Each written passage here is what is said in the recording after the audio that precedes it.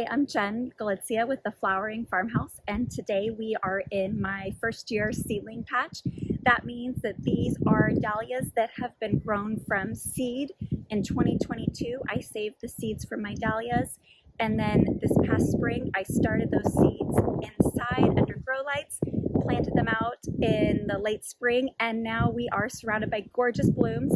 So I thought it would be fun to walk you through today, show you our different dahlias that are blooming. I'm going to show you how I analyze them and determine what's going to possibly be cut to be grown a second year.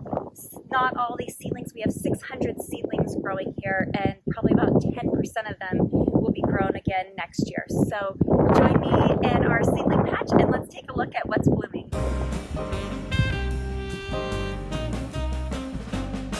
Alright, so as we're walking through, this one caught my eye right here. This is a purple informal decorative. I should have brought my measuring tape out here. This is probably about 4 to 5 inches. What I really like about this one is a couple things. I'm going to give it the wiggle test. This is pretty sturdy. We have another bloom right here. They're fairly well attached to the stem. I'd maybe like them a little bit more attached. I do really like the positioning of this head on this dahlia. This is called a 45-degree angle, and that means that this is going to be super easy to put into a bouquet, whereas if it was facing like this at a clock face, it would be so much harder to arrange in a bouquet. So it is a desirable trait to have a dahlia at a 45-degree angle. This has nice lateral shoots. I have not taken these ones off. Here is an older bloom on it that has blown its center. It's a little bit funky, but we just had some extreme heat, so I'm going to watch this one. This one may or may not make the cut for next year. I want to watch and see how this one opens its center and if the blooms continue to stay strong, because dahlias typically don't get better with age. They tend to break down their DNA, so what I see this year is probably the best that this is going to be.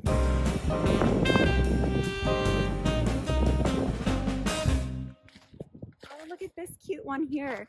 This one has just the slightest little hint of blush. This one would actually be kind of sitting what's called tabletop. I really like, look at that. That's what you want to see. You see I'm shaking it and there is no movement. That means that the ball head is securely attached. This is another one. Sometimes it's tricky. They're planted about 9 inches apart in the seedling patch, so sometimes it's hard to tell which plant is which.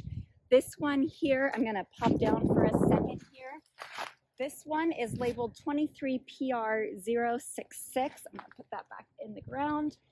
And so this one, I really love the coloring. I want to watch it open up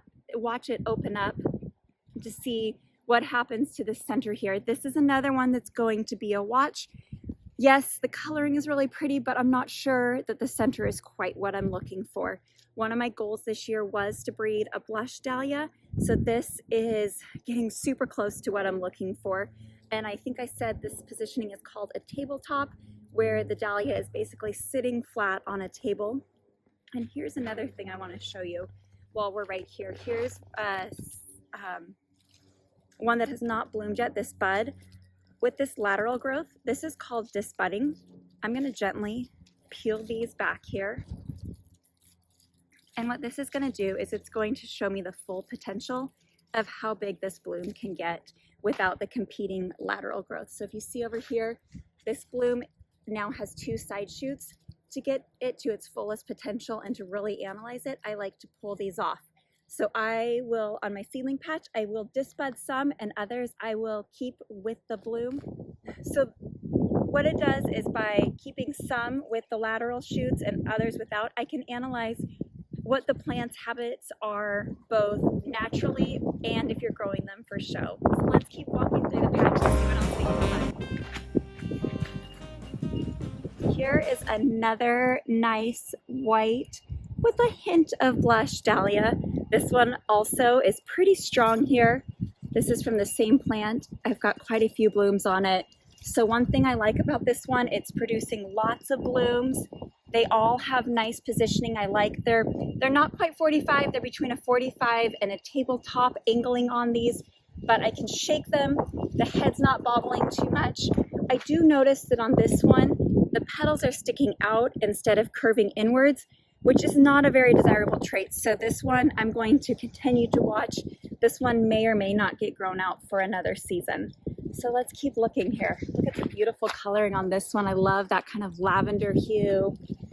Here's one that's really beautiful. Look at this blush. This one is a great example how the buds, or I'm sorry, the blooms, as they are opening up, they're curving back to the stem. So this has the gorgeous blush colors that I've been breeding for this year. The petals are curving back to the stem. It has not blown its center yet. And look how nice and sturdy that is. There is zero shake on that one. In the center, we have an older one that's blown its center, and the petals are doing great. So this one here will get marked to be grown again for 2024. As we move on, here's a fun one. This is another great blush ball right here. The petals are again curving back to the center. This could be an informal decorative or a ball. Sometimes the line is pretty close. This is probably about a 3 to 4 inch. And again, look at how nice and sturdy that is. I can give it a good shake and the head doesn't wobble at all. Whereas this one next to it, I really, really love this coral color. These are a little bit older and have blown their center. But look at this. They're a little bit of a bobblehead. So sadly, as much as I love this color, this one will not get grown for another year. And it also has what's called a clock face. It is sitting straight as if a clock was sitting on the wall. So let's keep walking and see what else we can find here.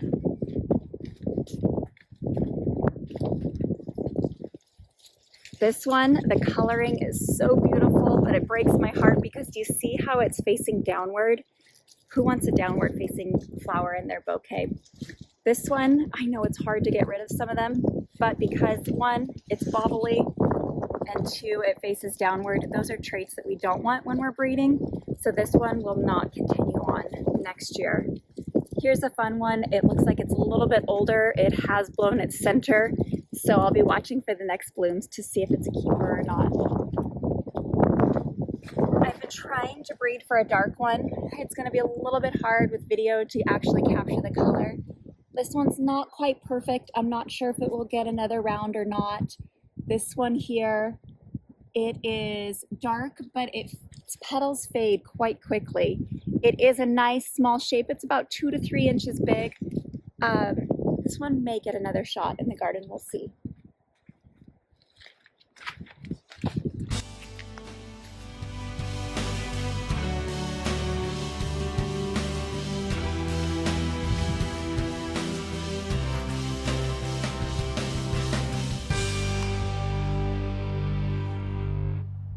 This little one right here, this is actually one of my favorites this year. It has kind of this tangerine orange, super strong head. It sits at a 45-degree angle. This is probably a 1 to 2 inch dahlia, but look at how long the stems are. I have cut a lot from this one already this season, so I really love this one. It doesn't blow its center until it reaches the back of the stem, which is a desirable trait. I do see that there is a little bit of lacination, so this may or may not change form in year 2. If it does, it may not be a keeper because what I'm looking for is uniformity in the petals. But for right now, I really love this one here. This is a cute little blush one we have next to it. The petals are kind of unique. This is the first bloom on this one, so I will be watching carefully to see what happens to the center, because what I don't want is I don't want that green center sticking around. Here's one of my favorite things about walking through the seedling patch, or dahlias for that matter. Do you see the sleeping bee inside the petals? This right here is why I don't spray any pesticides, not even organic, in my garden. They can greatly harm the bees, and the bees, even though you don't see them flying around at nighttime, they tuck themselves into the flower petals. Look at that.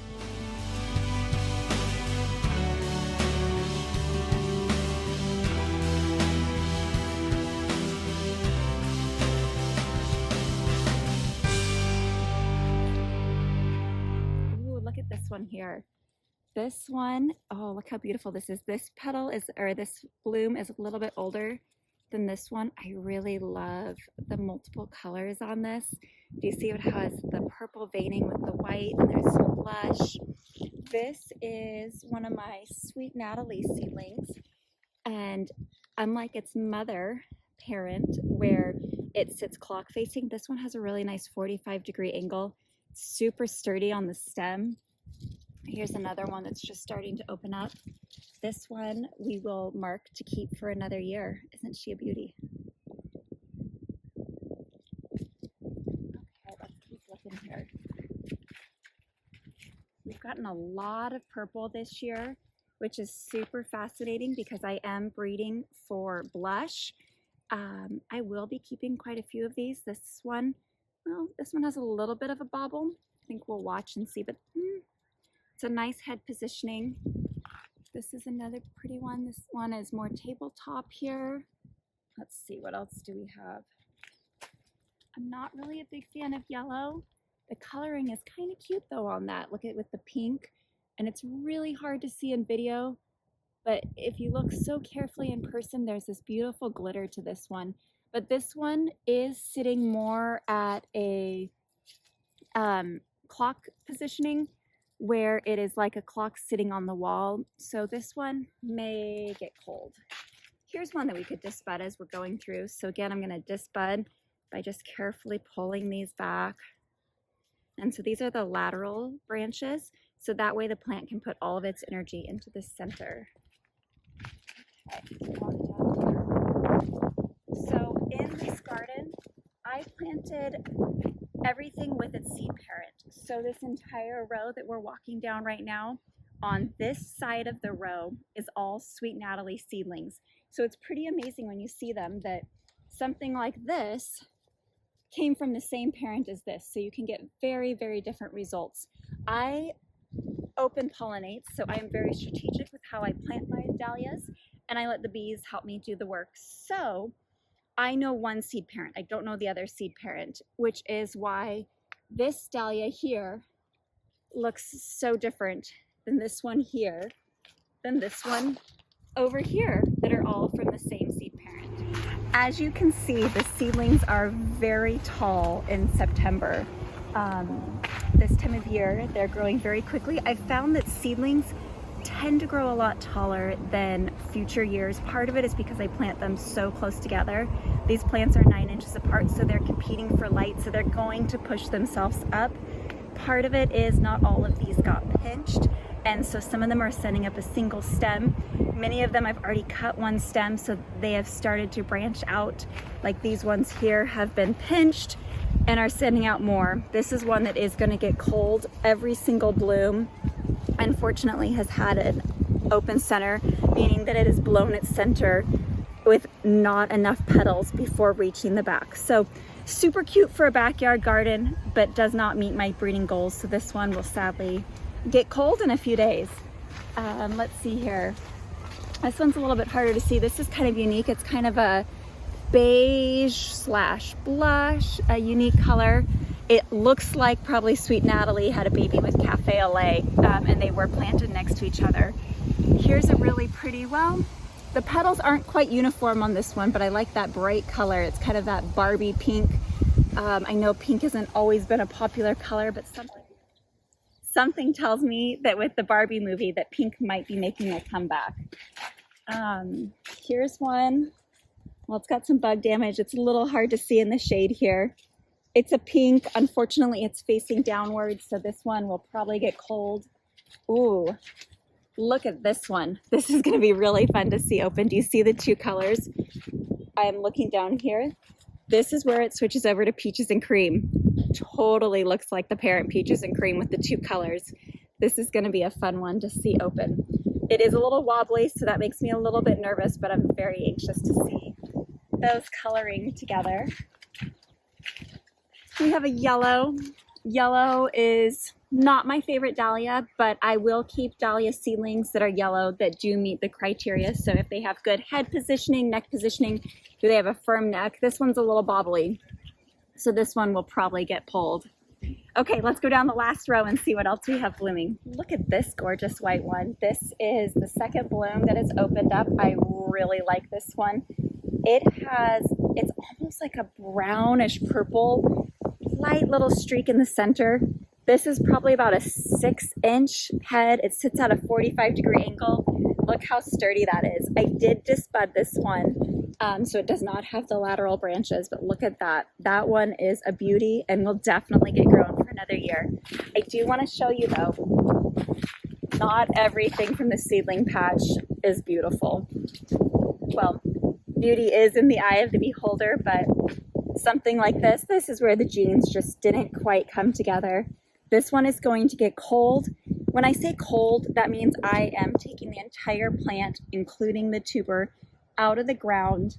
I don't want the bees pollinating this and then flying over to one that I want to keep, because then the genes from this one will get mixed with the other dahlias. So by culling out the ones that don't meet my breeding goals, I can get better results working with the bees. So let's move on and see what else there is. Here's a fun one. This one has kind of an antique look to it. It's white with just the faintest hint of kind of like a dusty rose. Has pretty good strong heads on them. They're sitting almost, well, some of them are more about a 45-degree angle. Some of them are more tabletop, but I really like the petals on them. This would be an informal decorative, I believe. It's about probably 3 inches big, and it has not blown its center yet. So this one I will give another try next year. We'll see how this does in 2024. Let's keep going on here. Here's a big white. This one, it's sitting a little downward. So if it's facing downward, that's a big no for me. Next to it, we've got another white. This one's a little bit older. It blew its center, but it's kind of fun. It sits almost tabletop. And isn't that a fun, just white, super big. It's about 6 to 8 inches. It does have a blown center now, so the bees will start pollinating this one. What else do we have? Here's one that it's always so hard to cull because look, the bees love them. But this does not match my breeding goals. It is an open-centered. Some people like the open-centered, but you can see that there is not uniformity. So if I was breeding for open-centered, I would want to be looking for uniformity here. Here's another one that will get culled, super bobbly. It has an open center showing there. It faces downward. Very weak stems. So all characteristics that I don't want in the breeding field. This one, you can see I did not pinch. It's just a single stem here. And it has this beautiful, there is that glitter sparkle to it. Someone once told me that it's referred to as diamond dust, and it has these purple tips, little bit of lavender with white. This one's super pretty. I think this one will stick around for another growing season. They do start to change with time. This one was one of my first ones to bloom, and it was my favorite when it first bloomed. It has not been quite as true to the blush color as the very first bloom on it. I still like it. It's a nice ball. It's probably an informal decorative, and I'll have to watch it a little bit longer because the petals are coming out, where a true ball, the petals will curve all the way back to the stem. Still has a nice strong stem, isn't blowing its center. It's been producing lots of blooms this summer, but a little bit pinker and purple, more purple than the first bloom I saw. This one also, unfortunately, started getting powdery mildew. So I need to put some actinovate on my plants, which is part of my foliar spray, to help control that so that it doesn't spread to the other plants. This one I'm kind of on the fence about. I'd love to hear in the comments what you think about this one. This is a white. It kind of reminds me a little bit of Roque Starburst, not quite as big. It has a little bit of blush in the center, good firm stems. They sit at about a 45-degree angle. It has had a few that face clock face, but most of them have been at 45-degree angle like this one here. It doesn't have a ton of petals, but it is fun. Just this is from my Cafe LA seedlings. I should have mentioned this whole row we're on right now is from Cafe LA. So it kind of has that Cafe LA feel of just wild and free and a little bit of a diva. What else is good along here? Here's one that has blown its center and is already going to seed. So as they start to go to seed, what I like to do is sometimes they won't drop their petals on their own. So to help them out, I'm going to wiggle out the petals, because what you don't want is you don't want the seed pod closing up with these petals on it, or they will rot. So in another day, I'll remove some more of these petals here, but these are the stamens. So when the flower opens up, this is what the bees are going to land on. They're either going to collect pollen from this and move on to the next plant to transfer the pollen to make the seed, or they're going to carry pollen from the last plant and pollinate this one here. And that is how we will get the seeds, is when this closes up. I'll try to find one that's a little bit more closed to show you also, but this is how our seeds will start forming. I have had people reach out recently asking me if they cut a bouquet of flowers, if they can let that bouquet go to seed. The answer is no, unfortunately. Seeds will only form when you leave them on the plant. So here is an example. This is from this cute little pinkish purple, not quite ball dahlia that I'm letting go to seed here. So I'm going to pull out the last of the petals. This one has started to close up. It's not all the way closed up. When this is ready to harvest from, I'm looking around here, I don't see any that are quite ready to harvest from yet, but this will be completely closed in like this and totally dry. Sometimes, some of us, we say we milk them. It's been dry here, so we don't have too much, but sometimes when you go like this, you'll be able to squeeze out excess moisture, and that will help dry the seedlings. So here we go. There's nothing coming out of those, so that's a good sign for drying the seedlings. Still in the Cafe LA row. Look at this. We even have a yellow. Looks nothing like Cafe LA, but dahlias, if you are not already aware, they are octoploid, so that means they have 8 sets of chromosomes. So you can get a wide gamut. Just because you save seeds from a Cafe LA does not mean you're going to get a Cafe LA looking dahlia. So here is perfect proof. This is a yellow, almost ball, informal decorative from a Cafe LA seedling. Here's another one that will get cold. That's from Cafe LA. It's got a little, this one's been eaten by bugs and has blown its center. Over here, let's see, we have some, I'm looking for some seed pods that are a little bit closer. Here's one that doesn't really have any pollen, so there's no center. There's a nice little spider there, so I'll move my hand out. But this one probably will not form any seeds. This one here doesn't feel like there's too much either, so I can open it up and see that there really wasn't much to pollinate. Not every flower is a good seed parent, meaning that they're not going to produce a ton of seeds or any seeds at all. But while we're at it, I do like this one. It's not quite perfect. It's got a pretty firm head, sits tabletop. This has that diamond dust. I don't know if you can see it on camera.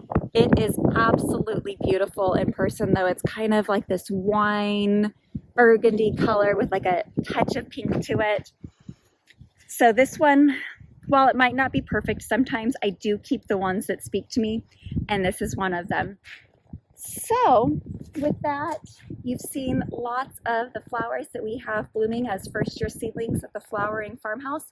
These are our 2023, which means you won't see them available for purchase for several years, as what will happen next is those that get tagged to keep around, we will grow them in 2024, watch to make sure there's no changes in their growing habits, and then we will grow them again in 2025 to mass produce the tubers or grow out the tubers so that we have enough to share with the world. And then hopefully in 2026, you will see some of these beauties come to market. So I hope you found this fun and fascinating. I'd love to know if you are growing dahlias from seed or what questions you might have. Be sure to follow the Flowering Farmhouse, hit that subscribe button, and we'll look forward to seeing you with some more dahlia videos. Have a great day.